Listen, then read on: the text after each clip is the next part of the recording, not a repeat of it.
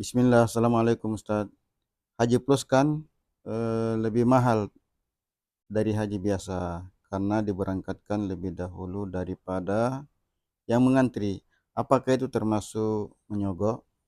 Ya, Alhamdulillah bahwa semangat umat Islam untuk mengamalkan haji luar biasa, animonya sangat besar dan terbukti dengan banyaknya antrian.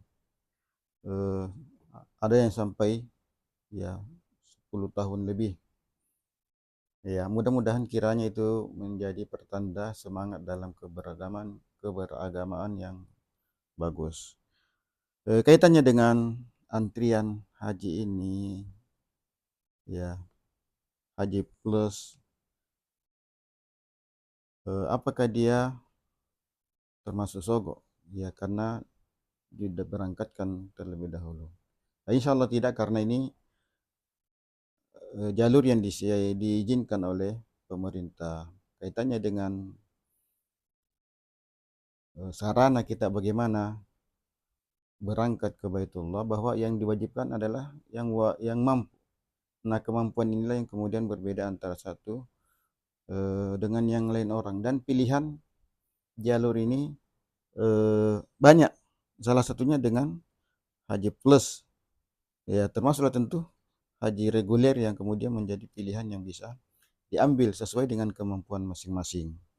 Ya, tentu kalau kita melihat antrian di mana, bahkan saya kira sebagian orang memilih daerah yang eh, kuota haji atau calonnya kurang. Iya, kalau di Sulawesi, di Jawa padat, mungkin ada orang ke Papua, Maluku, kalau ada keluarga di sana mungkin mencari daerah yang kemungkinan lebih cepat dapat eh, keberangkatan. Bahkan sekira ada orang yang kemudian haji melalui negara lain, ya, meskipun dia eh, sambil bekerja, ya, bekerja ke negara yang umat Islamnya sedikit, sehingga dia berangkat dari sana cuti kerja kemudian berangkat tidak pakai antri. Ya, ala kulin bahwa itu kemampuan yang dimiliki orang memilih mana yang dia bisa ambil. Ya, kalau bisa aja plus mampu bayar, dan tentu sepadan dengan fasilitas yang diterima dari keberangkatan, karena tidak banyak yang antri di situ, karena tidak banyak orang yang mampu bayar dengan harga mahal. Ya, di sana juga fasilitasnya tentu lebih baik, ya, daripada haji reguler biasa. Ya, ya, di transport umum saya kira sesuatu yang lumrah, yang namanya kelas bisnis, kelas ekonomi dan sebagainya, itu sesuatu yang biasa. Yang salah itu ya kalau jalur reguler lalu kemudian dia bayar, ya, sehingga nomornya dimajukan, tapi itu tentu sesuatu yang sulit lah, ya. Tapi seandainya ada yang melakukan hal itu yang kemudian termasuk risiko, karena dia mempengaruhi, merubah daripada sesuatu yang semestinya dengan imbalan bayaran tertentu. Itulah risiko atau sogok yang diharamkan. Ya.